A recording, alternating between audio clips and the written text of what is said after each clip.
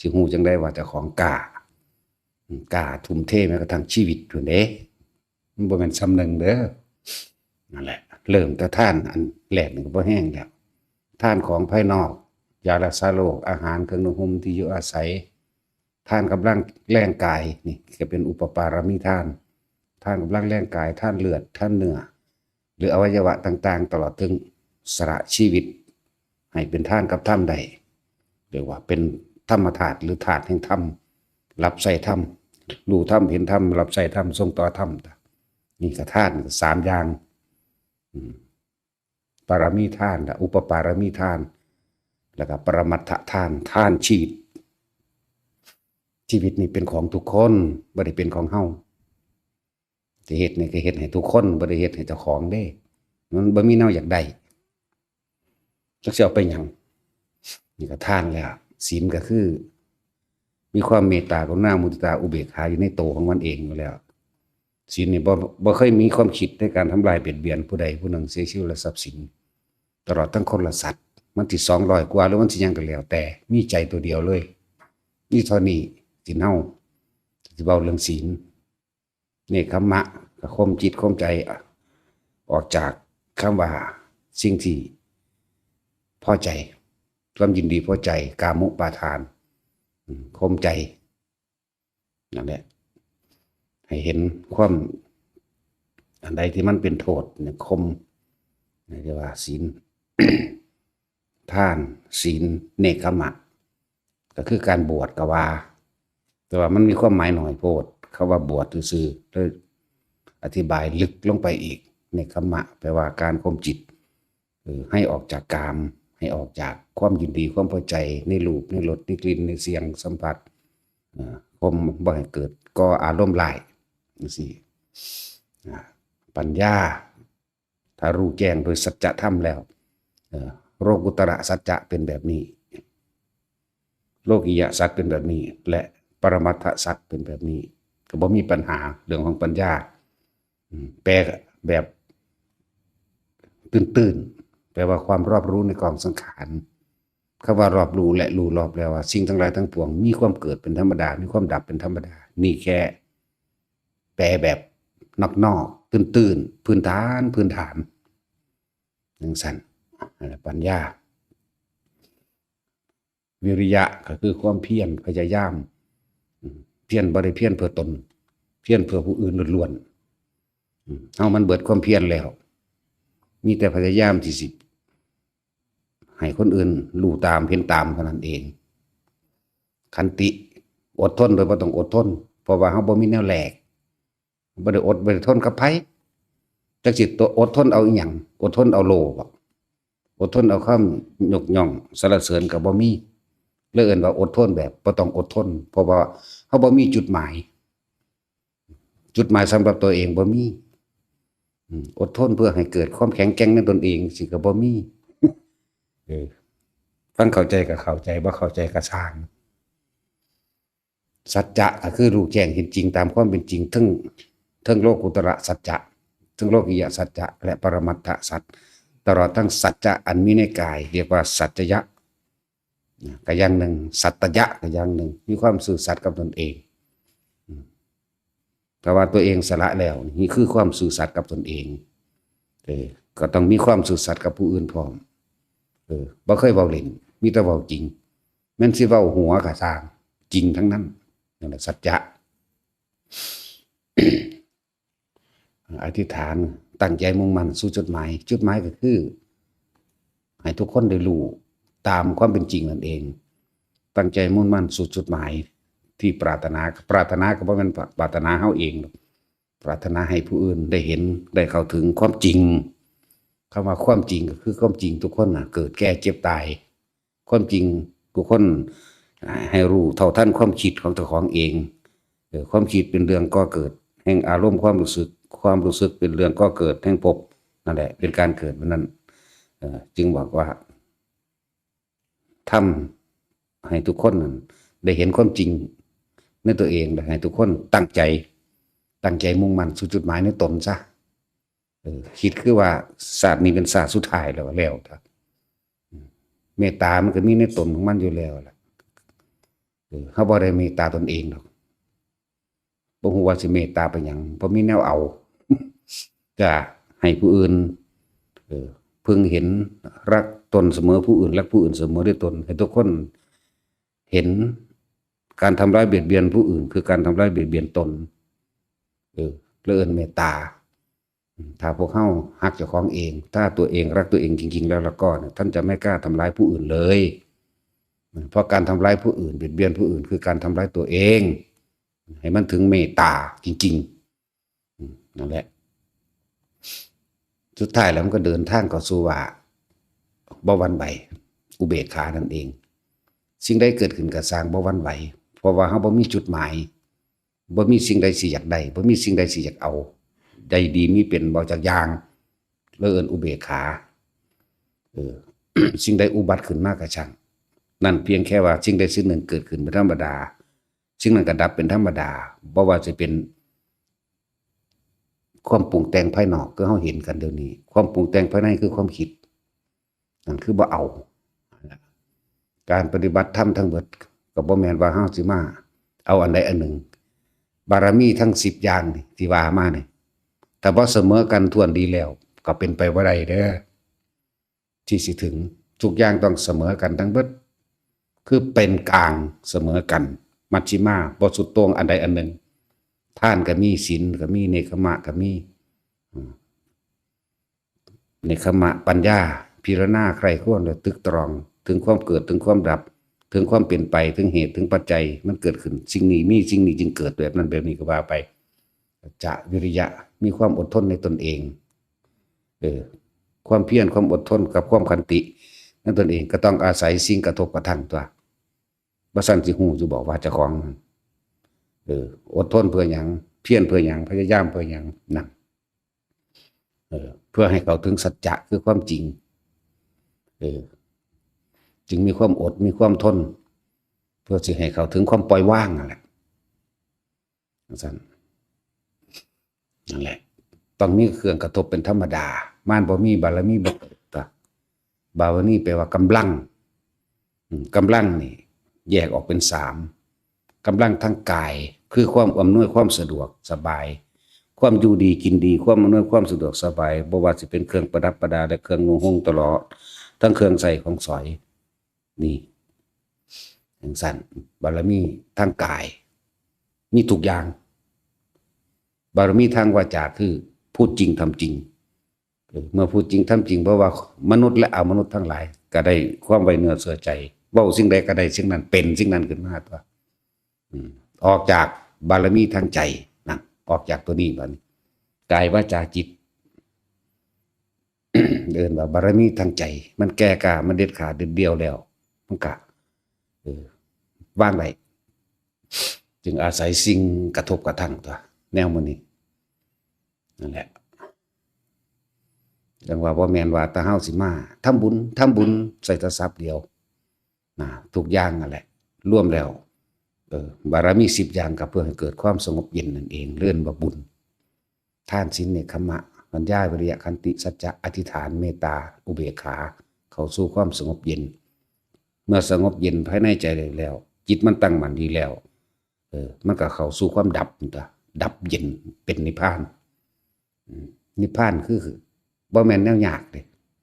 เฮาบ่อยากแล้วก็จบละเท่านั้นบ่แม่นตายแล้วจังไปดอกกูบ่อยากได้หยังเกิดขึ้นกูก็ซื่อๆบ่มีความรู้สึกในความพอใจและบ่พอใจมันก็จบแล้วตัวนั้นแหละจึงว่าทุกๆอย่างค่อยๆต้องสะสมไปเสมอกันถึงแม้นว่าการภาวนาล่ะเป็นบุญอันสูงสุดมันก็บ่สูงสุดดอกทุกอย่างต้องมัชฌิมาเสมอกันทั้ง10อย่างนั่นแหละมันจึงเข้าสู่ความสูงสุดได้มันก็เป็นความสงบอันสูงสุดซื่อๆแต่ว่าอย่างอื่นบ่สูงสุดต้องค่อยๆเป็นค่อยๆไปนำกันทานก็ให้มีศีลก็ให้งดเว้นแน่เฮาท่านงดเว้นได้จริงท่านได้ขาด ก็มีความตั้งใจในการงดเว้นวันพระ8ค่ำมั่ง14 15ค่ำมั่งมาตั้งใจแต่จะถึงโตศีลจริงๆแล้วบ่มีเลยเด้บ่มีความคิดในการสิทำลายเบียดเบียนผู้ใดผู้หนึ่งให้เสียหายชีวิตทรัพย์สินเพราะว่าคนมันบ่อยาก คนถ้าบ่มีความโลภแล้วมันบ่เฮ็ดหยังดอกมันบ่ไปลักไปปล้นไปขี้ไปฆ่าไปอิจฉาริษยาไปทำลายไผบ่โยนความผิดให้ไผได้เด้มันซื่อๆอยู่เด้นั่นแหละก็จะเว้าศีลเฮาน่ะแต่เว้าเรื่องโตน่ะมีตัวเดียวคือตัวใจ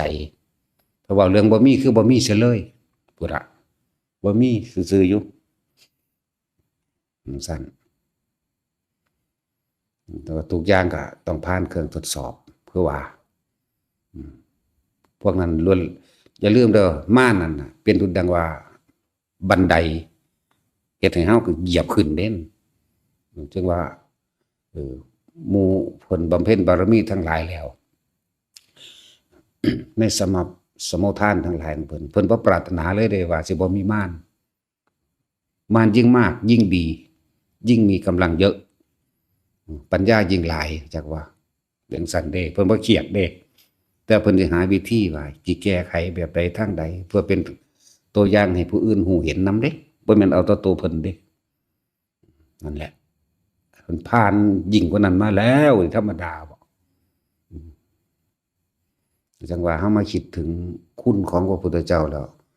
มันลึกซึ้งบ่แม่นเรื่องเว้าเล่นๆลอยๆเอามาเปรียบมาเทียบเด้คือจังขันติวาทีดาบทนี่เพิ่นบางชาติเพิ่นยิ่งยวดโดยขันติบารมีนี่เบิ่งดูคนตัดตีนตัดระหว่างข้อเท้าพระราชาถามว่าโกรธไหมบอกไม่โกรธตัดระหว่างหัวเข่าไม่โกรธตัดระหว่างเอวก็ไม่โกรธตัดระหว่างข้อก็ไม่โกรธนั่นไหมทั้งสั้นแล้วบาดใจสิขาดเพิ่นก็ทรงชาติของเพิ่นแล้วเพิ่นก็อวยพรให้พระราชานั้นจงมีความสุขเถิดพร้อมได้ธรรมดาเด้เพิ่นแล้วก็นั่นแลบันไดเหยียบข่าวหมดนั่นแหละพวกนั้นขันติบารมีขันติวาทีดาบทยิ่งด้วยขันติพวกเฮาเนี่ยบ่ได้แล้วคือเนาะแต่ศีลเฮามึงส่วนกูเบิ่งแน่กูขาแมงโดนแล้วกูบ่ได้เงินเด้กูบ่ได้แม่นปัญญากูศรัทธาเด้ กูเชื่อว่ากูเฮ็ดจังซี่กูไปได้เท่านั้นนึงเด้มันส่วนกูแน่กูขาแมงเลยนั่นแหละเหมือนสั่น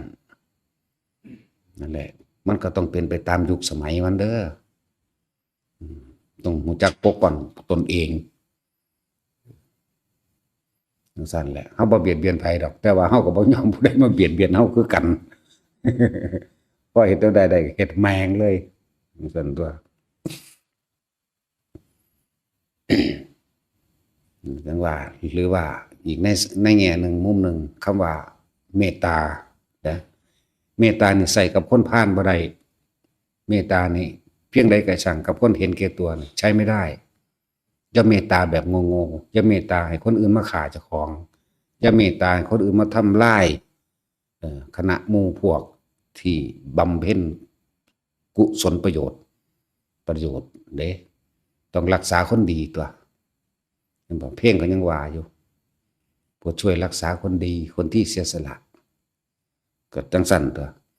บอกว่าบ่ได้เมตตาเด้กับคนพาลบ่ได้เมตตาเด้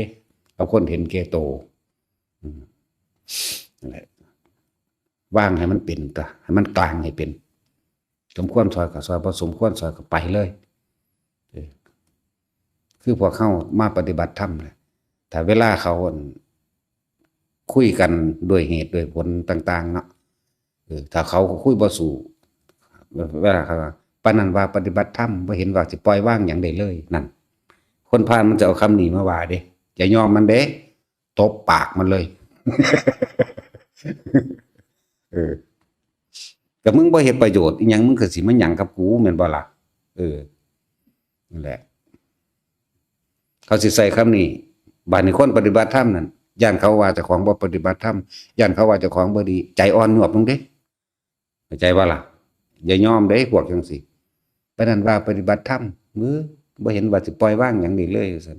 แต่ปฏิบัตินั่นนี่กูบ่ปฏิบัติดอกว่าเด้ที่ปากมันโลดรู้จักว่าล่ะก็ยังว่าคนพาลคนบ่สร้างประโยชน์ก็สิเอาไว้ให้มันเป็นโทษต่อโลกเห็นหยังเนาะเฮ เขาก็ว่าขาไผดอกก็ว่าเฮาเห็นจึงนั้นเป็นอนัตตากูถือว่ามึงเป็นธาตุทั้ง4ก็แล้วกันกูบ่ได้ขาสัตว์แต่ว่ามันเป็นธาตุทั้ง4มีความเกิดเป็นธรรมดามีความดับเป็นธรรมดาจักว่าบอกให้ทุกคนใส่ปัญญาเอาใส่วิธีการเอาเด้อถ้าเขาว่าจังสั่นอย่าไปต่อรอต่อหยังหนีออกมาโลดตัดขาดพระพุทธเจ้าเฮาก็บ่แม่นว่าเพิ่นสิตอบทุกอย่างเด้บ่แม่นว่าเพิ่นตอบบ่ได้เด้เพิ่นบ่ตอบเพิ่นฮู้ว่าคำถามตั้งหลายเหล่านี้บ่เป็นประโยชน์แล้วก็เป็นคำถามที่มีมานะทิฏฐิเข้ามาเพื่อสิหักล้างกันซื่อๆเพิ่นหักศอกใส่ถามบางอย่างเพิ่นว่าดีแล้วแหละสมควรแล้วแหละที่เธอจะไม่รู้เพิ่นก็หนีโลดเด้เพิ่นบ่สอนเด้เราซีนั่นจักบ่ล่ะ บัวเราซีเพิ่นบ่สอนเด้เพิ่นเอาแต่3เราเด้จักบ่ล่ะนั่นแหละอันพวกนั้นหาใต้น้ำเพิ่นบ่สอนเด้อยังละโอภาษาบาลีลืมแล้วล่ะพวกเนยยะจังซี่พ่อสอนได้อยู่ให้ข้อคิดมากๆพูดซ้ำๆอธิบายขยายความให้ฟังพวกเนยยะนี่พ่อให้ข้อคิดได้อยู่พวกคิดป่าพิญญาพวกตันทาพิญญานี่มันสอนง่ายอยู่พวกจังซี่แต่ว่าพวกปะทะปรมาเพิ่นหักศอกใส่โลดเด้บ่แม่นว่าสิตอบทุกอย่างตอบได้เบิดทุกอย่างแหละแต่ว่าบ่ตอบเพราะว่าฮู้แล้วคนพวกนี้เป็นแบบนี้สมควรแล้วที่เธอจะไม่รู้อะไรไปเลยนั่นแหละศึกษาดีๆเด้พวกเฮาก็เฮ็ดจังซั่นแหละเพราะถีบแม่งโลดเนาะตัดสินว่าเลือกให้มันเป็นเด้คนที่บ่มีประโยชน์นั่นเฮาก็บ่ต้องไปอิหยังดอกถ้าเขามีกำลังขึ้นมาปุ๊บเขาก็สามารถที่ทำลายเฮาได้เด้ถ้าสิพูดถึงเรื่องเก่าๆเรื่องเขาเผาเมืองนารันทาจังซี่นั่นแหละเฮาบ่ทันได้ถึงขั้นนั้นดอกแค่อันขี้กากน้ำหมู่นี้แหละขี้กากน้ำหมู่นี้แหละนี่จักว่าล่ะพวกไม้ขี้เหี้ยนน้ำหมู่นี้แหละมาว่าก็รอก็แล้วแต่เฮาเฮ็ดคืนเสร็จเบิดเด้เฮาบ่ได้เฮ็ดมาดูหลายเดี๋ยวบอกพี่ตัดเข่งไปหักคอมันเนาะเอามันย่านๆเด้แต่แนวจังซี่แนวไร้สาระพวกคนหนามันก็คือสั่นล่ะเนาะเขาเชื่อแนวนั้นเด้มึงมาโลกคุยบอกพี่ตัดเข่งไปหักคอมึงบาดนี้จังซั่นตาถ้าบ่มีหยังก็ไสยศาสตร์มันต์ดำว่าเนาะโอ้ยหาใส่เอาแต่ผู้งามเด้บัดผู้ขี้ร้ายกันบ่ว่ากูไปใส่เอาก็บ่ว่ากูไปใส่เอายายตุ้ยแหน่ กูก็ไล่ดีอยู่ตลอดแล้วคือมาอยู่ก็บ่ว่ากูใส่เอาเด้ จังซั่นแหล้วเนาะคือบ่ไปใส่เฮาฮิปโปเมียตัดสินแหน่เนาะตัดสินใส่เอาตัดสินแหน่คือบ่ใส่เอาแหน่ก็ใส่เอาแต่ผู้นั้นผู้นี้หลาย เห็นบ่แต่อยากหัวว่าซั่นใส่เอาพญากองใส่เอาแม่ยายเล็กคือบ่ว่ากูใส่เอานี่ตลกบ่ล่ะจังซั่นแหล้วมันเป็นเรื่องที่เฮาอยากหัวตัวโอ้ยหาแต่แนวมาว่าเด้อ มันต้องแยบคายกันนั้น ปัญหาแค่นี้มันเป็นปัญหาบ่ได้แก้หยังดอกมันแต่อยากหัวซื่อๆนะเนี่ยจึงบอกว่าม่านบ่มีบารมีบ่เกิดถ้าบ่มีผู้ขัดผู้ขวางเฮาสิเอาปัญญามาทางใดแค่เรื่องหยาบๆเด้เรื่องจังซี่เฮ็ดหยังเฮาบ่ได้ก็ว่าเฮาใส่ของไสยศาสตร์มันต์ดำใส่เอาใยบัวใส่เบิ่งเด้อหั่นหัวงอกขาวจนพูนเทิงเฒ่าใส่เอาหม้องใดเนาะเนาะใส่เอาใยล่มบางสิเบิ่งแน่เตะเสะอยู่ก็เลยเปื่อยยำๆอยู่ปานคือขี้กระเดือนเป็นโรคเลือดนี่ก็เลย เนาะใยล่มใส่เอาใยจอยจังซี่โอ้ยบ่มีสมอง ใส่เอาใยนายจังซี่บ่สมกันหลักมีสมองทั้งคู่เด้ แล้วจะให้กูใส่เอาผู้ชายแหน่จะใส่เอาแต่ผู้หญิงหลาย แท็กซี่มันก็ถูกอยู่บ่ ใส่เอาแท็กซี่บ่โอ้จังซั่นแหละนั่นแหละเขามีสมบัติทั้งใจของเขาเขามีสมบัติคื คือความคิดแต่ปัญญาสติปัญญาเขามีแค่นั้นเขาก็เลยคิดว่าผู้อื่นสิคือเขาเห็นนะอืมนั่นแหละให้ถือว่าสิ่งทั้งหลายเหล่านี้เป็นเครื่องทดสอบเฮาเองเด้อเฮาบ่ได้เอาแพ้บ่ได้เอาชนะแต่ว่าเฮ็ดจังได๋เฮาสิวางจิตเป็นกลางได้โอ้หรือว่าสิใส่เอายาต้องหวดดีวะเนาะแม่มดว่าดีหวันใส่เอาแม่มดนี่บ่เอ้ยพวกแม่มดเยอรมัน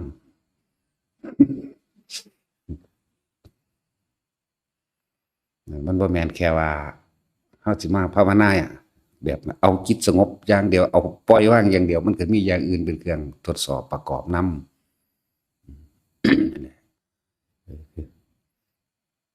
มันบ่มีบารมีบ่เกิดเพิ่นบ่ได้ปรารถนาเลยเด้ว่าสิบ่มีมารแล้วเพิ่นก็บ่ได้ปรารถนาเลยเด้ว่าสิมีคนมาเคารพนับถือและกระทำตามเพิ่นบ่ได้ปรารถนาเลยเด้ว่าสิบ่มีลูกจนมีลูกเป็นธรรมดานั่นแหละล้วนแล้วแต่เป็นเครื่องทดสอบตนเองเบิดนั่นแหละมันคือพวกเฮาว่าตะเก็บขาจักหน่อยแล่นหาหมอโลดโอ้ยอดเอาในจักหน่อยเนี่ยเนาะบัดทุบหัวเขียดหัวกบทั้งศูนย์ใส่มันแต่เป็นหยังมาเนี่ยจักหน่อยเนี่ยอ้ายเข้าโลดแม่นบ่ซั่นซั่นตาเอาจนว่ามันตายเอาเองบ่หยัง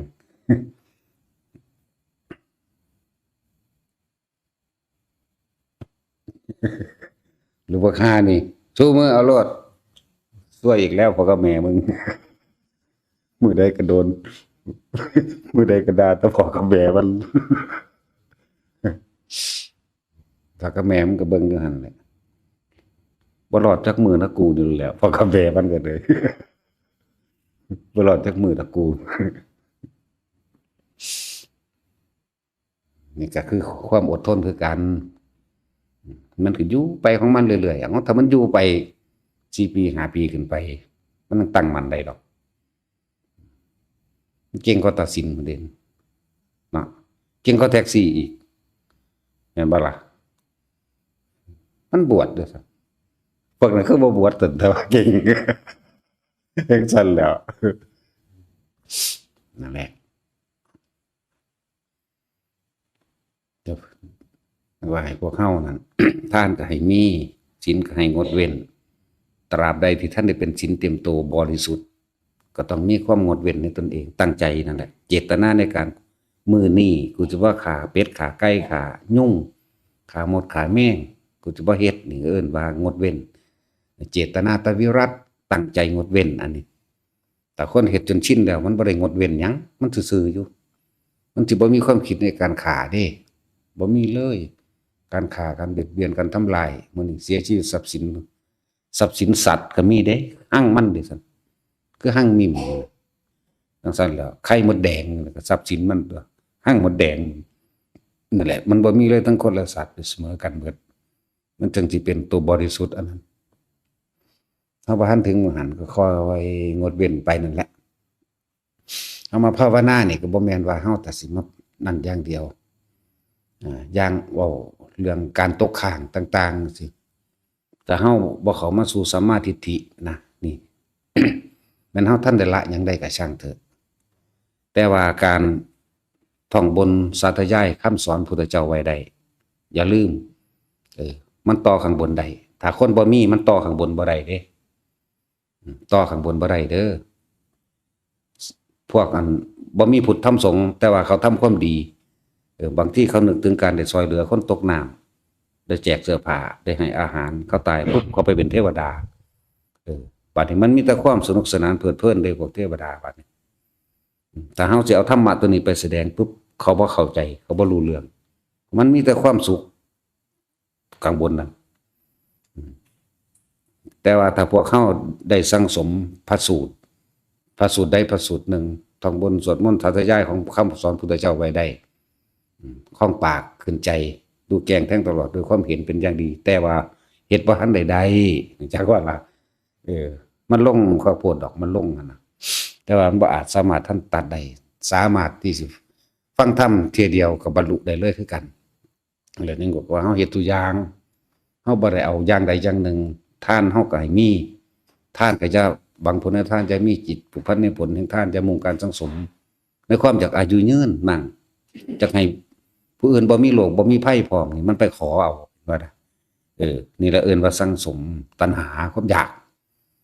อยากให้เจ้าของรวยอยากถูกหวยอยากได้นั่นเป็นนี่บ่แม่นว่าแต่ของอยากเป็นพวกเฒ่าๆเบิดแนวสิเป็นได้แล้วก็ให้อยากรู้ให้ลูกหลานเป็นเจ้าเป็นนายเป็นนั่นเป็นนี่มันสังสมตัณหาตัวเองเบิดนี่ก็ท่านก็มีอยู่แต่ว่าเฮาบ่ให้ไปหวังแบบนี้จังซี่ในการสวดมนต์ต่างๆนี่เรียกว่าเฮาสวดมนต์บ่แม่นเฮาสวดให้มันขลังเฮาบ่ได้เฮาสวดมันศักดิ์สิทธิ์อีหยังนี่เป็นการรักษาคำสอนพุทธเจ้า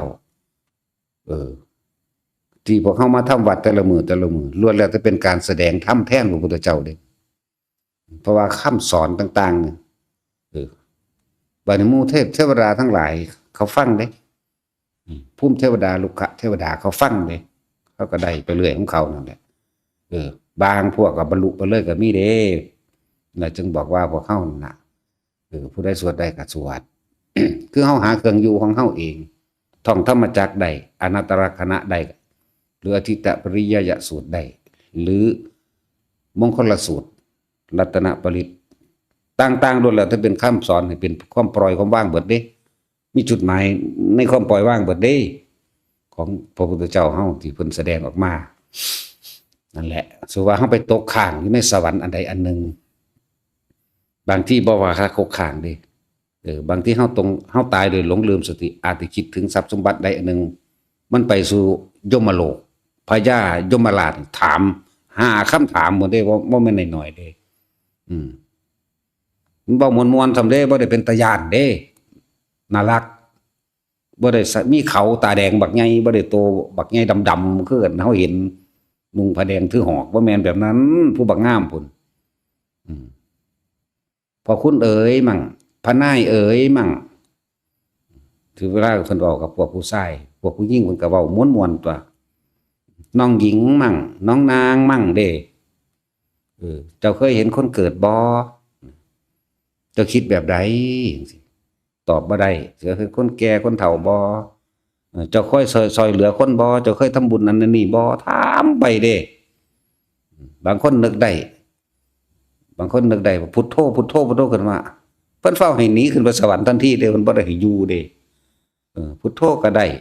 หรือนะโมตัสสะก็ได้นะโมพุทธัสสะก็ได้คือสองตายายกันพุทโธกัมมัทธโมกัมมัจจุติสัมพุทโธซั่นโอ้ยไปทันทีเลยเด้บ่ได้ให้ไปอยู่เด้สองตายายนะจำได้สำนั้นล่ะเบิดชีวิตเราพุทธเจ้าให้ไว้ บ่แม่นแต่พุทธเจ้าเฮาเด้พุทธเจ้าองค์อื่นๆเพิ่นก็ว่าคือกันจังซั่นนั่นแหละครับถามเอาจนคิดได้พุ่นเด้ถ้าคิดบ่ได้มืดบอดหลายกับเอาบุญและบาปเจ้าก็ทำเองมื้อนี้ก็เป็นสิ่งใดที่พวกเจ้าทำมาเจ้าต้องได้รับผลของมันไหลไปของมันเลยเด้มันปึดไปเลยเด้แต่ถ้าแรงๆตายด้วยความโกรธเกรี้ยวอย่างรุนแรงปึ๊บบ่ได้ผ่านพญายมได้ลงเลยไปใหม่ในนรกเลยเด้อนั่นแหละจึงบอกว่าแต่ละคนเวลาได้ไก่ช่างถือว่าเฮาโกรธเกลียดเครียดแค้นนี่หวังทำลายบุคคลผู้อื่นเนี่ยความรู้สึกของเฮาวื้อตายอารมณ์ข้างตนไปนรกเลยเด้อนั่นบ่ได้ไปหาพญายมเด้พวกหลงไหลในอันใดอันหนึ่งมันยังพอได้ไปเบิ่งว่างย่างก้มหน้าตุสุตุสิเศร้าๆไปไปนั่งอยู่ในเดินนั่นแหละนั่งสั้นเข้าสูงลงบางคนก็นั่งสั้นเข้าแบบนี้บางคนก็นั่งสั้นเข้านั่งก้มหน้าตุสุขัดสมาธิตบหน้ากุสู้อยู่ก็มีเด้เต็มแผ่นดินนั่นแหละบอกเดี๋ยวนี้ก็เห็นเดี๋ยวนี้ได้นี่เต็มอยู่ในหันแหละรออยู่หันบางพวกก็ตายก่อนอายุพวกอุปคาตต่างๆนี่สิถาอยู่หันถามเอาแต่ละคนเอาจนว่าถามจนว่านึกถึงอันใดนิดหน่อยก็ได้ว่าถ้าเป็นเรื่องบุญจักหน่อยให้ขึ้นเลยว่าได้ให้ตกง่ายๆเด้เราบ่ได้เป็นตาย่านคือเขาเขียนไว้เด้แต่ว่าขนาดเขียนนั่นเสือให้คนกลัวคนก็ยังบ่ย่านอยู่ซุมื้อนี้เนาะส่วนไปเห็นของจริงมึงเอ้ยมันธรรมดาของจริงกว่านั้นอีก เรื่องสั้นเป็นตาย้านอยู่ดอกอันเรื่องมันลงไปแล้วมันยังเป็นตาย้านแหละจังว่าพวกเฮาสวดมนต์สาธยายก็ให้เอานี่ก็คือป้องกันตัวเองไว้นำบัดนี้เฮาก็ทำการทรงฌานก็ให้เอาแต่เฮามีจุดหมายเดียวคือบ่กลับมาเกิดอยู่แล้วล่ะบ่แม่นเฮ็ดแต่แนวเดียวสวดมนต์ก็สวดไปเวลาเฮาสวดธรรมจักรหรือว่าสวดหยังแล้วแต่ล้วนแล้วจะเป็นการแสดงธรรมแทนพระพุทธเจ้าเด้อบ่แม่นว่าบ่มีประโยชน์การมีคุณมหาศาลเด้พระพุทธเจ้าเทศนาแสดงธรรมคนก็บรรลุนำการเทศนาแสดงธรรมที่พวกเฮานำเอามาสวดว่าทำวัดนี่ก็การแสดงธรรมของพระพุทธเจ้าเด้นั่นแหละจังว่าบ่แม่นว่าบ่มีประโยชน์มันมีประโยชน์มหาศาลคนฟังธรรมตัวคนจึงบรรลุได้นั่นแหละเฮ็ดอันนึงบ่ได้เฮาก็เฮ็ดอันนึงอ่านหนังสือบ่ออกเฮาก็ค่อยจดจำไปเรื่อยจดจำไปมันทั้งได้ดอกบ่ต้องไปกังวลอีหยังเฮาบ่เฮ็ดอันนี้ได้เฮาก็ภาวนาเป็นอยู่แม่คำว่าพุทโธนึกสิเว้าบ่ได้บ่วะเนาะแท็กซี่บัดนี้อ่านหนังสือบ่ออกหูหนวกก็สร้างก็มีลมหายใจได้คือกันแม่แม่นบ่ก็เฮ็ดไปตามลมเข้าลมออกก็ได้คือกันตัวแต่ว่าที่แนะนำทุกคนไว้นี่สวดมนต์ทานเฮาก็มีอยู่แล้วนะทานเฮาก็มีศีลแม่นที่ว่าถึงขั้นบริสุทธิ์ก็บริสุทธิ์เป็นบางครั้งบางคราวในขณะใดที่ทรงฌานใดนั่นแหละบริสุทธิ์ความคิดในการเป็นหลักปนขี้ขาไผบ่มีเด้นั่นน่ะรู้จักว่านั่นแหละบริสุทธิ์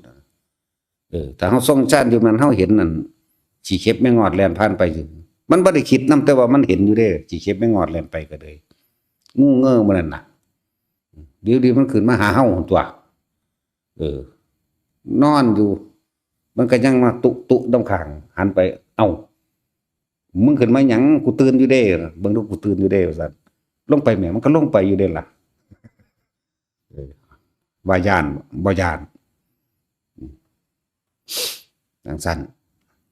จิตมันบ่ได้มีความอยากฆ่าแล้วบ่มีความหลักอยากฆ่าหยังอีกแล้วจังซั่นนี่ล่ะจึงว่าเน้นให้ทุกคนทรงฌานเจริญฌานคนที่เฮ็ดบางครั้งที่บอกว่าแม้เขาจะทำการแล้วด้วยการหลงลืมสติหมายถึงบ่นึกถึงลมหายใจแต่คนแต่ละคนมันเฮ็ดได้อยู่แล้วอานิสงส์แห่งการทรงฌานตัวนั้นสิแล่นเข้ามารับเหมือนเดิมเนี่ยจึงบอกว่าเฮาเฮ็ดง่ายๆเฮ็ดนี่คือเฮ็ดง่ายๆแต่ว่ามีอานิสงส์มากมีผลมากคนที่มีความรู้สึกนิ่มๆน้อยๆอยู่ระหว่างกลางคิ้วกลางหน้าผากหรืออยู่บนหัวก็ช่างเรียกว่าเอาอาการปิติมาเป็นเครื่องยืนยันว่าเป็นผู้ทรงฌาน2พร้อมด้วยนั่นจักว่าล่ะแต่ถ้าคนสิตายจริงๆสิมันก็ต้องยุ่งยากกับลมหายใจอยู่แล้วบาดใจสิขาดถ้าคนฝึกหัดไว้ดีแล้วติกลับเข้ามาลมใหม่เลยนี่ใหม่เลยตายในลมหายใจไปเลยบ่นึกถึงหยังอีกนะมันบ่ได้มาเกิดเด้เนี่ยคำนี้ก็สิบ่เข้าใจอยู่บ่เนาะ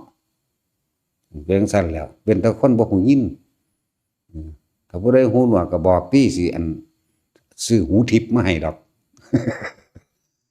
ได้ทุกคนแล้วบ่หูทิพย์นั่นน่ะคือมาให้แล้วตัวผู้ใดว่าหูบ่ดีก็เลยก็หาให้ตัวนั่นแหละอานิสงส์หูทิพย์ก็เลยตาบ่ดีเฮาก็หาแว่นตามาให้อยู่เด้ซั่นเนาะก็นั่นล่ะอานิสงส์ตาทิพย์ก็เลยบ่หาจะไปฝึกหยังดอกมันทิพย์เองเพราะว่าเฮาเฮ็ดไว้แล้วแต่พี่ล่ะถ้าบ่มีไฟจังซี่เฮาก็หาไฟให้ก็นั่นแล้วตาทิพย์ก็เลยเหมือนกันตัวอันนี้แม่นหยังเนาะบัดนี้เนาะโอ้ย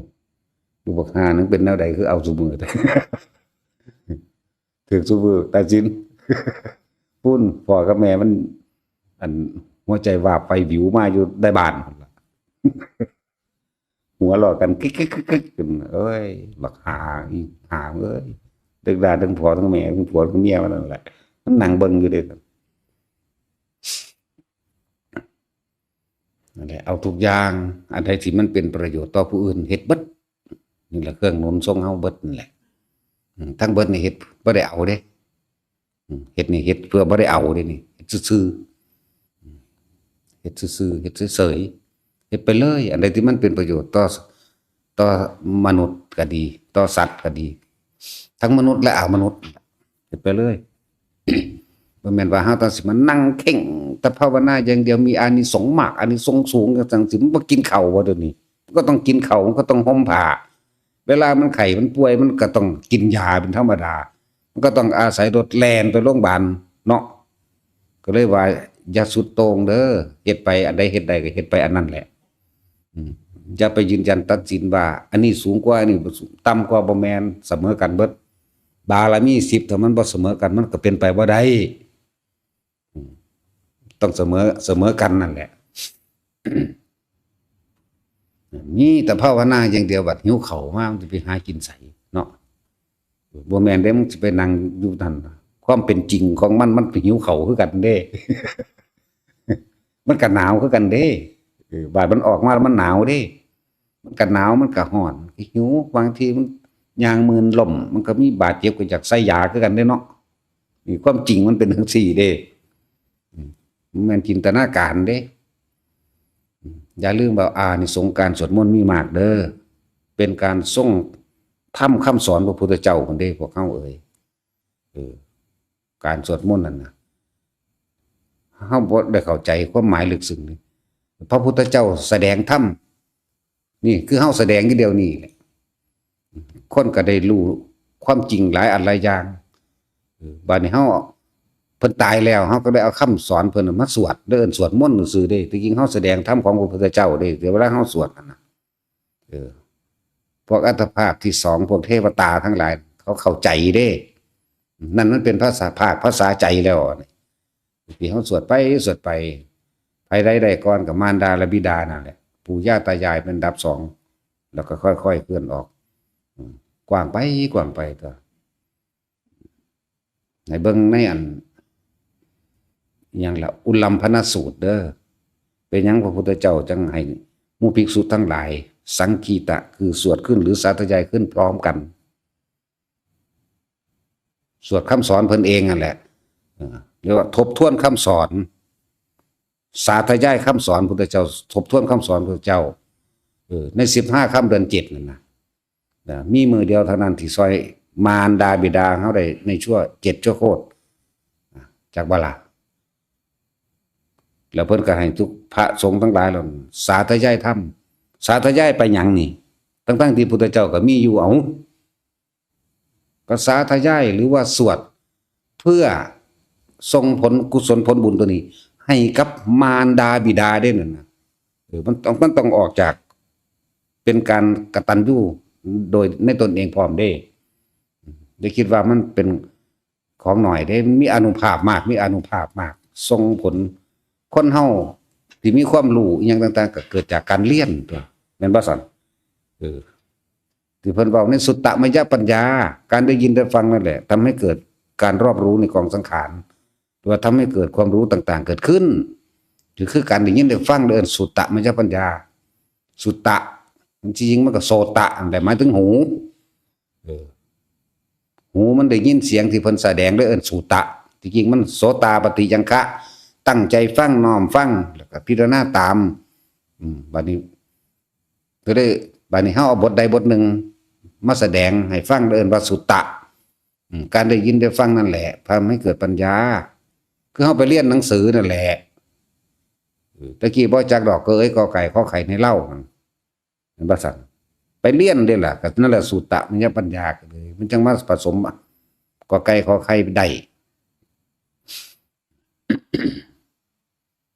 จึงบอกว่าทุกคน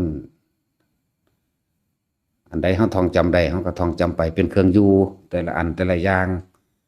ทั้งบทก็รวมมาตรงที่ว่าบ่อยากให้คิดไปในทางที่มันเป็นอกุศลให้คิดเฉพาะสิ่งที่มันเป็นกุศลอันใดก็ได้ที่มันไม่ทำร้ายเบียดเบียนผู้ใดผู้หนึ่งเสียชีวิตและทรัพย์สินคิดแล้วพูดแล้วทำแล้วไม่เดือดร้อนเมื่อภายหลังนี่เรียกว่ากุศลสวดไปเถอะยิ่งเฮาสวดเมื่อ15ค่ำเดือน7ในอุรัมพนสูตรนั่นน่ะจริงมีอานิสงส์มากว่ามารดาบิดาได้รับการเรียนหนังสือแล้วสมมุติว่าเป็นคนก็มีอาชีพดีเห็นบ่ คือผู้ใดเรียนนี่คือพวกเฮาสวดของเพิ่นไปนี่ได้ของพ่อไผแม่มันเด้อหมู่แม่นได้นำกันเบิดเด้เข้าใจว่าแท็กซี่มึงก็สวดมึงก็ได้แต่แม่มึงได้ผู้อื่นบ่ได้ได้มื้อนั้นจักว่าล่ะ7ชั่วโคตรเด้ส่วนชาติที่1นี่นับจากนี้ไปแล้วก็นับถอยหลังลงไปว่าสินับถอยหลังลงไป1 2 3 5 7หรือ7 4 5 3 2 1ก็ไล่ลงไปตัว นั่นแหละบัดนี้เพิ่นได้รับคำแนะนำว่าเจ้าเดินทางตรงไปนี่เด้อเจ้าจะแวะซ้ายเจ้าจะแวะขวาความหมายของการสวดของเฮานั่นน่ะจักบ่ล่ะเจ้าตรงไปนี่เด้อเพิ่นก็ได้ความรู้นี่แล้วเพิ่นก็เดินบ่ผิดทางตัวนั่นแหละจึงว่าอานิสงส์การสาธยายบางคนแบบนี้เอาคนเป็นนี่แหละบางคนบัดสิตายใครควรและพิจารณาทำคำสอนของพระเจ้าในตนเองประกอบกับประสบการณ์จริงในชีวิตจริงของเจ้าของเองบรรลุธรรมด้วยตนเองใจบาดนี่สั้นตัวคือพระพุทธเจ้าแสดงธรรมแสดงธรรมให้พอเพิ่นฟังเด้พอใหญ่สุโธทนะนี่เพิ่นแสดงธรรมให้พอเพิ่นฟังเด้นั่นแสดงเพิ่นก็ใครควรไปพร้อมจากบ่นี้พอดีกับใจขาดบรรลุอรหันต์นั่นก็ฟังธรรมตัวนี้นั่นแหละบัดนี้คนบ่มีผู้ใดแสดงธรรมให้ฟังแต่หลังจากพุทธเจ้าแสดงธรรมแล้วมันสิวางได้ละลืมแล้วนี่เป็นโลกตุ่มใสๆขึ้นนะแท็กซี่คิดพ่อถ้าเมียละบักห่านี่ก็เลยอิหยังละหลังจากพุทธเจ้าแสดงแล้วเพิ่นกลับไปไม่นานก็ตายเมื่อตายแล้วก็ผิวพรรณผ่องใสกันนะนั่นหมายถึงเขาใครควรทำเด้นั่นใครควรคำสอนพระเจ้าพอดีกับใจขาดกับเป็นอรหันต์ไปเลยไหมไอ้ทั้งสั้นตัวอะไรจังว่าบาทนี่คือหมู่เทวดาได้ยินได้ฟังธรรมพุทธเจ้าเขาสร้างสมไว้แล้วพุทธเจ้าแสดงธรรมธรรมจักรปวัตนสูตรนี่ในโลกมนุษย์นี่โลกมนุษย์นี่มีผู้บรรลุธรรมโดยบันทึกเอาไว้ว่าเฉพาะพระอัญญากนทัญญะบรรลุโสดาบันแม่นบ่แต่ว่าผู้เทวดาพรหมทั้งหลายบรรลุ18โกฏก็เพราะว่าเขาเจ้าสั่งสมไว้ตอนนี้คือพวกเฮาสั่งสมอยู่ตอนนี้แหละนั่นแหละถ้าเฮาบ่มีตัวสั่งสมไว้ถ้าบ่ได้จากโลกมนุษย์แล้วมันสิไปได้จากไสดุนเห็นบ่ท่านมันสั่นตัวคือสุปาติตะเทพบุตรก็คือกันชีวิตของเพิ่นก็ปนขี้รักมากเรื่อยๆแหละบัดสิตายก่อนสิตายอยู่3ปีก็มาฟังเข้าวัดฟังธรรมหรือว่ามาตั้งใจงดเว้นปฏิบัติธรรมปฏิบัติศีลเพิ่นนั่นแหละเพิ่นก็มีบทสวดได้เหมือนกันนั่นแหละบทใดบทหนึ่งบัดสิตายเพิ่นไประลึกถึงว่าเพิ่นก็ได้รักษาศีล5ศีล8อยู่เลยไปเกิดอยู่ในดาวดึงส์พระพุทธเจ้าเสด็จขึ้นไปเทศน์โปรดเอาแม่เพิ่นนั่นแหละบัดนี้อายุนั้นมันสิเบิดตี้เห็นบ่ล่ะพระพุทธเจ้าเลยมาแสดงธรรมในอุณหิสวิชัยนั่นนะเพิ่นให้ระลึกถึงศีลได้แล้วเพิ่นระลึกถึงพระสูตรได้พระสูตรหนึ่งที่ตัวเองเคยได้แม่นไหมคำสอนเพิ่นในหันไหมก็ระลึกเอาเองตั้งแต่ของก็เคยเปิดหนังสือสวดอยู่ใช่บ่ล่ะนั่นแหละก็ได้บรรลุโสดาบันนั่นได้ถ้าเป็นมนุษย์ได้แต่ว่ามีผู้ไปเปิดให้อีกที่หนึ่งหมายถึงเปิดสมองเปิดความจำเปิดแค่ตายตอนตายนั่นระลึกถึงศีลว่าแต่ความเคยไปจำวัดไปปฏิบัติธรรมเฉพาะวันพระได้นั่นนะแต่ว่าบ่ได้ระลึกถึงคำสอนมาจากบ่นั่นแหละเพราะพระพุทธเจ้าว่าอาติอุณหิสาวิชโยธัมโมโรเกอนุตตโรสัพพะสัตตหิตัสสะยะตังตะบังคันติปะเตบริปัจฉิตารัตันเตมรุสหิปะเกเนี่ยเพิ่นก็ระลึกไปอ๋อเนี่ยระลึกถึงใครควรทำบทใดบทหนึ่งก็เลยบรรลุโสดาบันยังว่าโอ้ขี้โกงคักแกเนาะแทนที่สิลงไปใส่กรรมในนรกกรรมบ่ได้ใส่ซ้ำเห็นบ่นะจังซั่นตัวได้แต่มนุษย์เด้อนี่แหละพุทธเจ้าไปจุดประกายให้บทนี้กูก็ได้อยู่นานะความหมายจังซั่นว่าบ่แม่นเฮามาเฮ็ดเล่นๆเด้ที่เฮามาเฮ็ดอันนี้เฮาจริงๆนั่นแหละเฮ็ดด้วยความเคารพเฮ็ดด้วยความนอบน้อมเฮ็ดด้วยความศรัทธาในตนเองเชื่อมั่นในตนเองพร้อมเชื่อมั่นในคำสอนเพิ่นพร้อมก็เลยเฮ็ดนี่แหละมันทั้งสิเป็นเครื่องสังสมไปเรื่อยดอก เออท่านก็ให้เฮ็ดแล้วก็สาธยายธรรมคำสอนพระพุทธเจ้าทรงจำก็ทรงจำบ่ได้เออบัดนี้เน้นหนักเข้ามาอีกคือการภาวนาทรงฌานครับตั้งใจทำสมาธิให้มันเกิดเป็นฌานมันเพ่งอยู่ในอารมณ์เดียวมันได้1 2 1 2มีตลอดบางทีก็เคลื่อน3ไป4เองดอกสิคนที่มีนิ่มๆน่วงๆอยู่ระหว่างตลอดตายโดยกระทันหันสมมุติเรียกว่ามันตายโดยกระทันหันตามธรรมราแล้วอานิสงส์การทรงฌานบ่ได้บ่มีอิหยังมาเฮ็ดเฮาได้เด้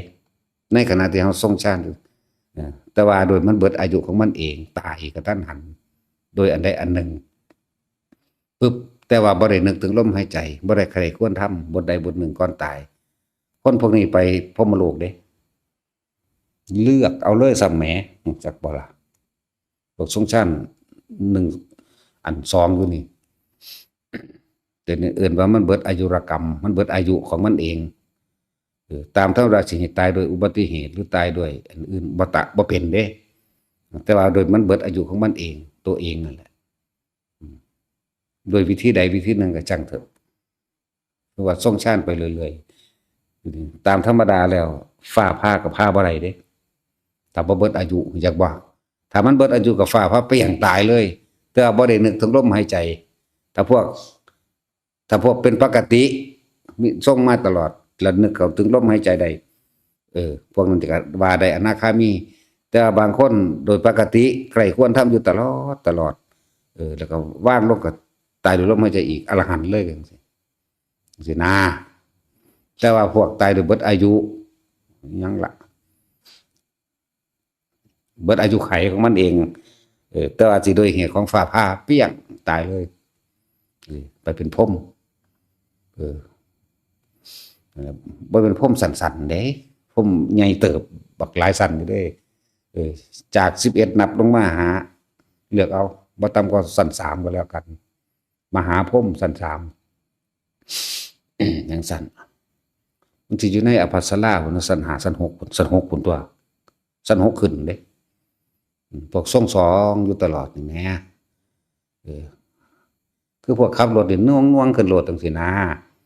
หรือเหตุการณ์เฮ็ดงานอยู่ก็ช่างมันสิน่วงๆนึบๆขึ้นรถนั่นแหละทรง2ไปเลยเห็นบ่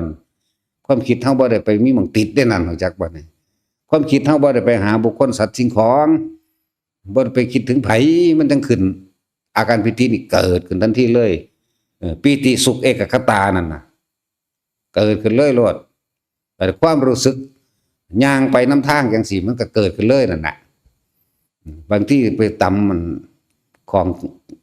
เคยหยาแพรกน้อยๆนั่นแหละหัวฟาดพื้นตายซะรู้จักบ่ล่ะ นี่มันตายเอาเองเด้คนพูดไปเป็นพรหมเหรอเข้าใจบ่ล่ะตัดสินชื่อได้ว่านี่หรือเจ้าสิไปเป็น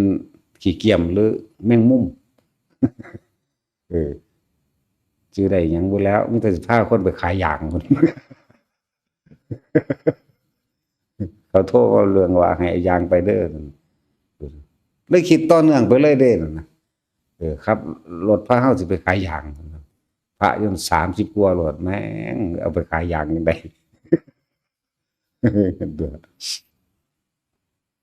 นั่นแหละแต่ว่าถึงแม้ว่าเราสิตายโดยหลงลืมสติแล้วมันก็มีคือเขาก็ได้ไปคือเขามันมีแนวบอก แต่เราบ่ตายที่เราจะถูกฟ้ามือใส่ก่อน ด่าเรารู้ใดจนเราหูหนวกกะโลดหนวกเก่าๆอีก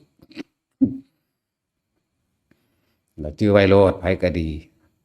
ขับรถอยู่มันก็ขึ้นนิ่มๆนุ่งๆได้จักว่าล่ะนั่นแหละซ่าน2อย่าไปคิดแนวมันยากหลายความคิดมันบ่ไปหาบุคคลสัตว์สิ่งของมันปรุงมันแต่งไปบ่ได้ความเป็นอุเบกขาเวทนาก็มาเกิดอยู่นี่เกิดอยู่หัวกระจังเกิดอยู่กลางอกกระจังนั่นแหละชาน2เลยเว้าเต็มๆโลดบ่ได้บ่แบบว่าบ่มั่นใจบ่แม่นจักเม็ดเด้มั่นใจล้านเปอร์เซ็นต์หมดเด้นี่นั่นแหละชาน2เอาอาการปิติมาเป็นเครื่องยืนยันตนเองตัวขับรถไปมันก็เป็นย่างอยู่มันก็เป็นเดินจงกรมพอเกินบัดนี้ชาวบ้านชาวเมืองที่ยังมีการมีงานอยู่ทำงานอยู่มันก็เป็นนั่นแหละชาน2หาลังเทื่ออันเป็นอิหยัง กล่องกระดาษตกซึ่งว่าปุกตายซ้ำไปเป็นพ่มผุนเด้อเฮ็ดโลดหมายถึงมันเบิดอายุเด้ตามธรรมดาแล้วบ่มีหยังทำอันตรายได้ดอกคนทรงชาตินั่นน่ะจักว่าล่ะแต่ว่าถ้ามันตายโดยเบิดอายุมันก็เป็นของมันนั่นแหละสิว่าหยังแต่พระหยังก็ บ่ผิดดูพระหิยะบ่มั่วส้นตายน่ะแล้วอรหันต์มันตัวมันเป็นจังได๋ตายก็สร้างแมงนะถ้าอรหันต์แล้วเนาะ นั่นแหละ กับความเดี๋ยวสิอธิบายหนึ่งกับความเข้าใจผิดที่เขาใส่ศัพท์การุญยขาดพระอรหันต์ขาตัวตายบ่มีเด้อบ่มีพระอรหันต์บ่ขาตัวตายยกตัวอย่างของพระโคติกะพระโคติกะอันเป็นผู้ทรงฌานมันเสื่อมแล้วเสื่อมอีกประกอบกันกับได้ยินได้ฟังเพิ่นไกลควรทำพิจารณาธรรมเรื่องว่าขันธ์ห้าเป็นร่างโลกเป็นกองทุกข์เป็นนั่นเป็นนี่ก็ว่าไปเพิ่นทรงฌานเด้อไอ้บ่แม่นพระอรหันต์เด้อตอนนั้นพี่เพิ่นจับจุดได้แล้วแต่เพิ่นก็เป็นผู้ชำนาญในฌานอยู่อย่างหนึ่งคือการฌานที่1และที่2เพิ่นชำนาญอยู่แต่ว่าเพิ่นเป็นคนไปติดในฌานเพิ่นในฌาน4เพิ่นมักสงบแบบนั้นเพิ่นเลยออกมาใส่ปัญญาฟังธรรมเมื่อพิจารณาดีแล้วพิจารณาเข้าใจดีแล้วท่องแท้ดีแล้วเพิ่นจังปาดข้อเจ้าของเองเมื่อปาดข้อเจ้าของเองเลยทรงฌานเมื่อทรงฌานอารมณ์เกิดขึ้นแล้วปีติเกิดขึ้นแล้วเพิ่นคือพิจารณาโดยใส่ปัญญาในอนิจจังทุกขังอนัตตามันก็เลยบรรลุอรหันต์บ่แม่นพระอรหันต์ขาตัวตายบ่มีเด้อผิดซะแล้วเด้ออันขนาดตำราก็ยังผิดแล้วนั่นแหละถ้าคนบ่ฝึกหัดปฏิบัติบ่เข้าไปถึงจริงๆมันก็เว้าเดาๆไปตามตำราจะเชื่อโดยการใส่ตามตำราเด้คนเข้าไปถึงแล้วมันบ่มีปัญหาดอกแนวนี้นำถามมาเลยก็ได้ตัวเนาะแม้ว่าแท็กซี่มึงก็เฮ็ดบ่ได้มึงก็ มึงก็เลยบ่กล้ามันบ่เรื่องสั้นแหละนั่นแหละถ้าบ่เข้าถึงแล้วอย่ามั่วเด้ผิดนักเจ้าของนั่นแหละแบกมานะแบกทิฏฐิแบกความเห็นเจ้าของว่ากูถูกความเห็นกูถูกแล้วเลยบ่กล้ายอมรับเจ้าของก็มีเด้เอิ้นมานะทิฏฐิความเห็นเจ้าของเป็นใหญ่แล้ว พระอรหันต์บ่ได้ฆ่าตัวตายแล้วก็บ่จ้างไผฆ่าพร้อมมันบ่มีบ่เป็นจังซั่นดอกยกตัวอย่างพระโคติกะพูนเพิ่นอยู่ในถ้ำหยังล่ะนอนตายดึงอยู่หน้าถ้ำพุ่น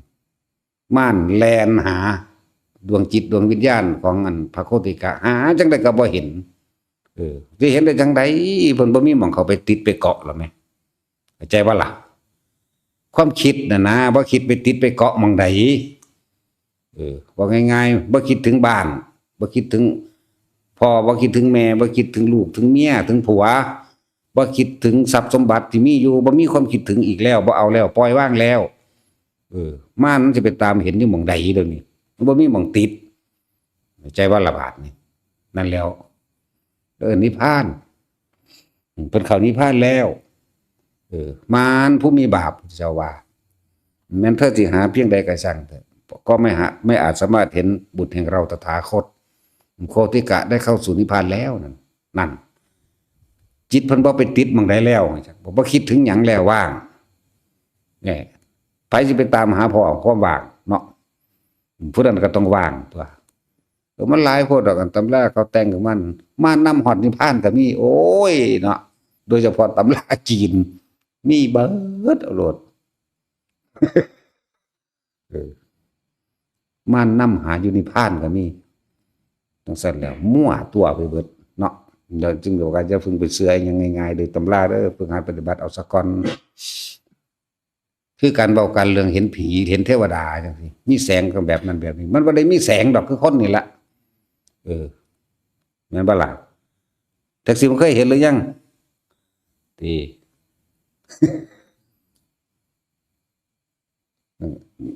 ถามหมู่นี่ยังว่าเขาเคยเห็นอยู่เด้เขาเห็นดูอยู่พวกนี้หังบ่ให้เขาเว้าเขาเว้าผู้เดียว บ่ให้เขาเว้า คือคนธรรมดาแต่ยายเกี่ยวก็ยังเห็นเนาะ ทั้งบ่เป็นตาเห็นตัวย่ายเกี่ยวหีเกี่ยวต้องเลงไปอยู่นั่นเขาก็ไปคือไปหากินของเขานะพวกเจ้าพากันไปไสถามเขาเสยเนี่ยมีแสงอยู่บ่บาดเอาตามพวกเขาเห็นอีหลีนั่นก็เลยพวกเจ้าพากันไปไสสั่นเขาบ่เว้านำเพราะว่าเราขี้ร้ายโอ้ยคือยิงแท้ว่าซ่านบ่ให้เขาโอ้ยคือยิงแท้ว่าหุ่นเที่ยวนึงอยู่หุ่นเที่ยวนึงอยู่นี่เขาก็มาแล้วคือฟังธรรมสอดซ่อนอยู่นำเฮานี่แหละบัดเขาสิให้เห็นก็ให้เห็นเขาก็เว้ากันมาเพิ่นก็ถามเขาอีกเขาก็บ่ปากนำเพราะว่าหยังเราขี้ร้ายจังซั่นล่ะงามแต่พญามารนั่นแหละผัวเราเฮ้ยจักได้สิปาขี้ร้ายบาดนี้เอ็ดเหตุดูบ่ได้ก็เลยเขาคือบ่ว่ากูใส่ยายเกี่ยวนี่วะเทบเท่งอยู่โอ้ยยังบ่คือคนแม่ม่านละตัดสิน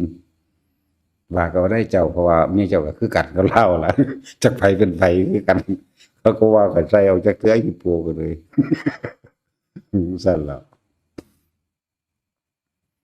นั่นแหละถ้าคนบ่เคยเห็นก็เว้าไปตามหนังสือวัดกันด้วยแสงวัดกันด้วยแสงมันเป็นคำเปรียบเปรยซื่อๆเด้บ่มีแสงดอกธรรมดาเฮานี่แหละ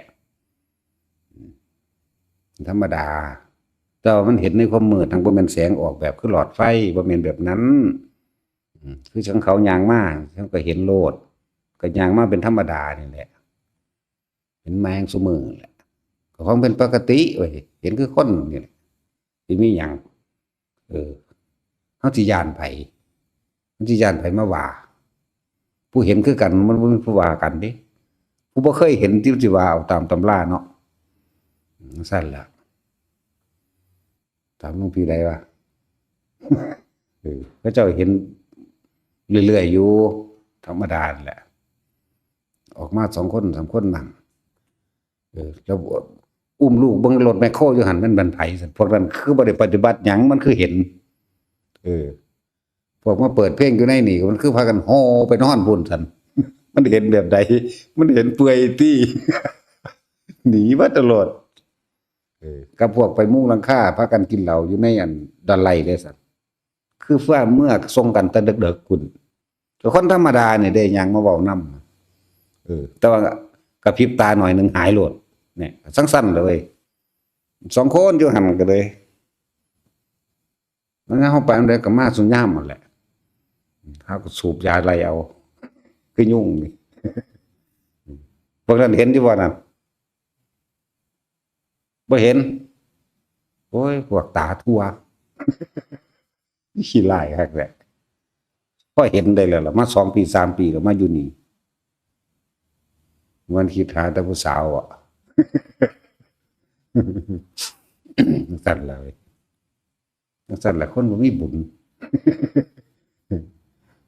พวกแบกโค้อีกพวกนึงมาคุยนำเขาคนเด้พวกพญาหน้านั่นน่ะมาคุยนำเขาเสยเด้นั่นน่ะเขาก็เข้าใจว่าเป็นคนธรรมดาคนชาวบ้านนี่แหละนั่นเห็นว่าแล้วก็จังสั่นเลยบาดพริบตาน้อยกันหายโลดจังสั่นก็มีเด้พวกได้กินเหล้าวันที่มันบ่ได้นอนเลยดึงผ้าห่มออกมาโลดใครอยู่บอกสูจะไปเฮ็ดอันหยอกเขาแบบแหเด้อว่าบ่เฮ็ดดอกก็ได้ซ้ำนี้ล่ะเนี่ยมันสิเป็นบ้าไปเลยเด้อเนาะอันใดพวกบ่เคยเห็นเทวดาก็บ่ฮู้ว่าเป็นแบบใดเลยเข้าใจว่าเป็นแบบนั้นแบบนี้แม้นทั้งสู่สวรรค์วิมานก็เขาก็เห็นแนวจังซั่นก็ดีมีแต่ผู้งามดอกพวกนั้นทั้งเนียนเอาพวกนี้มาเทียบใส่โอ้ยคือพุทธเจ้าว่าล่ะภาษาหยังดังหูขี่ดังหม้อขี่พวกนั้นทั้งงามตัวมีแต่ผู้งามผิวชมพูอ่อนๆคือสิศพเด็กน้อยตัวผิวแข็งผิวตีนผิวขาเขาก็ดีจังซั่นแหละเป็นตาบายคือหยังบายเบิดล่ะกูแท็กซี่กูเมียนแมงเบิดกูสะอ่อนจังซั่นล่ะธรรมดานี่แหละ บ่ได้แม่นแบบเป็นแสงลอยไปองค์ลงดอกคือเป็นปกติเป็นแบบนั้นจังว่าจังได๋ก็สร้างสู่นักปฏิบัติน้ำป่าน้ำดงบ่ได้เออบ่เห็นน้อยก็เห็นหลายล่ะเห็นมั่งบ่เห็นมั่งก็ต้องมีในหั่นแล้วก็หลายๆอย่างในเครื่องทดสอบตัวเขาเองเวลามันย้านเวลามันตื่นเวลามันเฮ็ดหยังเขามีวิธีป้องกันตัวของเขาเองประสบการณ์สิสอนเขาเองดอกเวลามันบ่มีแนวซอยอีหยังใดก็นึกถึงลมหายใจหั่นตัวแน่นึกถึงพระพุทธรูปก็ยังย้านคือเก่าเพราะว่าความย้านเกิดจากเจ้าของเองแหมกล้าก็เกิดจากเจ้าของเองกลัวก็เกิดจากเจ้าของเองเฮ็ดจังได๋สิบ่กล้าบ่กลัวได้ลมหายใจนั่นเด้ก็อยู่ในอันนี้ตัวมันจะสิห้อยพระเครื่องก็สร้างความย้านอยู่ในใจเจ้าข้อยอยากให้เจ้าฮอดเอาพระพุทธรูปงุ้มจะไว้พุ่นก็ย้านคือเก่าตัวเอาตัดสินนะแม่นี่เงื่องก้นพระพุทธรูปขึ้นงุ้มแล้วไว้นี่เอาแล้วหมู่นี้เบิดนั่นเอาถ้าแม่ก็สิคิดว่าผีไปหมอบอยู่น้ำซ้ำตัวนั่นน่ะเนาะก็ค่าคิดอยู่มันก็ย้านทันตัวแต่บ่คิดมันจะเอาหยังมาย้านหาวิธีหลอกล่อความคิดก็คือลมหายใจนี่เดี๋ยวพวกไปดอนไหลพวกนั้นขี้ลายแหละพวกเขาบ่ฝึกหยังเขาก็ยังเห็นตัวเห็นได้แลนดี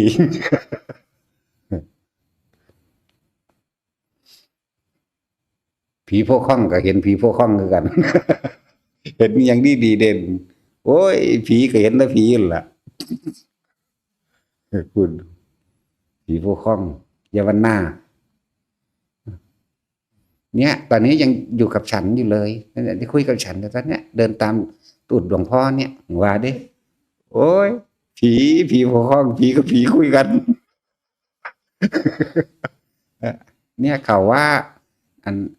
เนี่ยถ้ามุงหลังคาแล้วจึงจะไปว่าเนาะผีกับผีคุยกันรู้เรื่องเด้แล้วก็ถามมันจะใส่เดินเนี่ยเดินตามตูดหลวงพ่อมาเนี่ยว่าเด้เห็นดีหรอกผีบอกให้ไปเอาซ่อนก็เห็น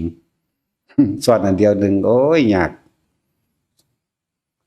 เสียค่ามันโดดไป300โดดไปเอาซ่อนอันเดียวบอกไปเอากับบ่ได้เขาบ่ยอมได้ไปเอาเบิ่งด้วยซื้อเอาอันละ10 บาทหรือบ่ซื้อเอาบ่ยอมอีกเติมน้ำมันไป300แล้วซอดที่ให้ไปเอานี่เบิดยังก็เลยแต่ถ้านักปฏิบัติแล้วคนปฏิบัติจริงๆแล้วนั่นย่อมมีประสบการณ์เห็นสิ่งลึกลับซับซ้อนแบบนี้แหละพวกบ่ปฏิบัติพวกอ่านพวกดนเดาหรือว่าใส่เหตุผลตรรกะของตัวเองกันบ่บางได้ก็สร้างบ่เป็นความจริงทั้งนั้นแหละแต่ของบ่เห็นจริงบ่เป็นได้ก็บ่ถูกอะไรทั้งว่าจากหูจักอัศจรรย์ทั้งหลายอยู่ผู้เดียวอยู่กับลมหายใจอยากรู้อยากเห็นบ่รู้บ่เห็นอยากเป็นบ่เป็นอยากสงบบ่สงบเหมือนกันกับความสุขยิ่งวิ่งหาเท่าไหร่ก็ยิ่งห่างยิ่งไกลได้ความสงบก็เหมือนกันยิ่งคิดหายิ่งอยากให้สงบยิ่งไม่สงบเมื่อไม่อยากสงบนั่นแหละจึงสงบและเมื่อไม่อยากเห็นนั่นแหละจึงเห็นแนวเมืองเข้าใจว่าความอยากขวางเฮาเบิดอย่างสั่นความอยากได้ขวางเบิดบ่ต้องอยากสงบดอกนักปฏิบัติทั้งหลายแต่ว่าให้เป็นคนมีสติหมายถึงนึกถึงลมหายใจเขาออกพอละสงบก็สร้างบ่สงบก็ตามกูบ่เงิดโลดกูสิอยู่ในหูดังอย่างเดียวโลดเท่านั้นแหละ คือพวกแสวงหาความสุขได้บ่ล่ะแสวงหาสิ่งนั้นหาสิ่งนี้เมื่อใดมาแล้วก็บ่เห็นว่ามันสิมีความสุขอีหยังก็ทุกข์เก่าๆอีกทุกข์กับสิ่งที่มีที่หามาได้นั่นแหละทุกข์เพราะว่ารักษาไว้ยันมันสูญยันมันหายยันคนรักเนาะเห็นว่าซั่นที่ว่าหยังตั้งแต่หาเมียมาได้แต่ก็ยังบ่มีความสุขยันผู้อื่นเอาเนาะแต่สิจะรุ่นมึงบ่มีใครเอาแล้วล่ะ รุ่นตัดสินนั่นก็บ่ไปไสก็สร้างผีก็ย้านพวกนั้น แต่ผีก็จังย้านล่ะ นั่นแหละครับจังว่าคนที่ปฏิบัติเท่านั้นสิได้เห็นสิ่งอัศจรรย์สิมันก็สิเป็นอยู่ทุกคนนั่นแหละเพียงแต่ว่าเขาบ่ต้องอยากเดี๋ยวมันก็เป็นเองนะคือเทคนิคหรือว่าเคล็ดลับเคล็ดลับแห่งความสงบคือไม่ต้องอยากสงบเด้อเคล็ดลับมันก็ดีเฮ็ดซื่อๆนี่แหละเฮ็ดบ่ให้เอาหยังเฮ็ดบ่ให้มันได้หยังแหมเฮ็ดไปอยู่ในลมนั่นแหละแต่ว่าทุกคนบัดนี้พวกเฮานั้นเน้นการทรงฌานเจริญฌานเด้อตัวนี้รับประกันในการเข้าสู่หมู่พรหมเด้อการทรงฌานเจริญฌานพวกอันอิหยังก็เพิ่นอันพากันไปเฮ็ดห้องน้ำมันขึ้นนึบๆอยู่บ่ล่ะมันขึ้นอยู่บ่แต่ตายตอนนั้นไปเป็นพรหมเลยตายซะสิไปยากหยังหรือว่าเฮาฉาบปูนอยู่นี่ก็นึบๆขึ้นบ่ฉาบปูนเฮ็ดปูนอยู่นั่นขึ้นมั่งไม่ขึ้นมั่งบ่โอ้ยให้มันน่วงๆขึ้นมาตลอดนี่ล่ะเว้ยขับรถนี่ขึ้นบ่ตอนขับรถนี่ขึ้นอยู่บ่นึบๆอยู่บ่แบบบ่มั่นใจนี่ฉาบปูนอยู่มันก็ขึ้นดอกเฮาบ่คิดถึงหยังสติเฮาจ่ออยู่การงานกับปัจจุบันเฮาเฮ็ดความคิดระหว่างบ่ไปไสมันอยู่ในหน้างานนี่มันบ่ได้คิดถึงบุคคลสัตว์สิ่งของอันเป็นอดีตมันก็ขึ้นของมันเองดอกนั่นแหละนั่นสิสมมุติว่าขึ้นไปอันนั้นเอาตังมาอันหนึงไปเหยียบขึ้นง่อยพอดีตังพลิกล้มตายลงหั่นก็ไปเป็นพรหมหมุนตัวจักบ่ล่ะมีผู้ใดฆ่าตายได้พวกนี้ตายเอาเองเด้อจักบ่ล่ะมันบ่มีผู้ใดฆ่าตายแต่ว่ามันตายเอาเองพวกทรงฌานอย่างน้อยก็ไปเป็นพรหมบ่ต่ำกว่าพุ่นล่ะชั้น3ขึ้นไป3 4 5 6เพิ่นแหละเลือกเอาบัดนี้เฮาก็มีเครื่องสะสมของเฮาอยู่แล้วได้ยินฟังธรรมนี่คือจังพวกเฮาสวดมนต์ดังกังวานออกไปบรรลุได้จักบ่ล่ะและสมทานอันนี้นะโมตัสสะภะคะวะโตอะระหะโตสัมมาสัมพุทธัสสะนะโม